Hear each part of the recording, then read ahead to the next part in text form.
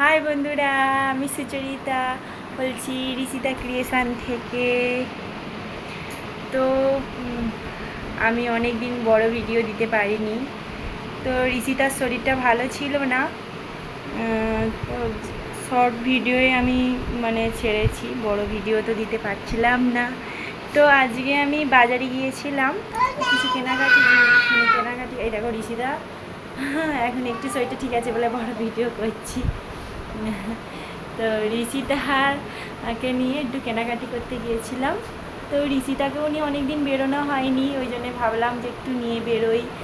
ঋষিতাও বাইরে বেরোনো হয় না, ঋষিতার ভালো লাগবে। তো এখানে দেখো ঋষিতা দাঁড়িয়ে আছে, বড্ড রোগা হয়ে গেছে, কিন্তু দেখছে দেখো তোমাদেরকে।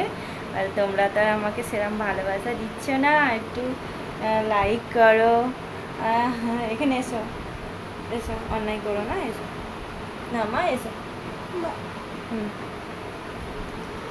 তো বড় ভাবলাম একটা বাইরে থেকে এলাম, এসে ভাবলাম একটা তোমাদের সঙ্গে ভিডিও শেয়ার করি, যে আমি ঋষিতার শরীর ভালো নয়, ওই জন্য ভিডিও দিতে পারছিলাম না। তো এই দেখো ঋষিতা কি অন্যায় করছে, দেখেছো? হ্যাঁ দেখো, সেখানে আমি তো হাতের কাজ করি, তোমাদেরকে আগেই দেখিয়েছি যে আমি হাতের কাজ করি। তো যেটুকুনি সময় পাই, তোমরা হয়তো ভাবো যে আমি বসে দাঁড়িয়ে থাকি তাই আমি ভিডিও আর না, আমাকে সবটাই করতে হয়, সংসারেরও কাজ, তারপরে ধরো বাচ্চা থেকে সামলানো থেকে ধরো যেটুকুনি টাইম পাই আমি হাতের কাজ করতে পছন্দ করি।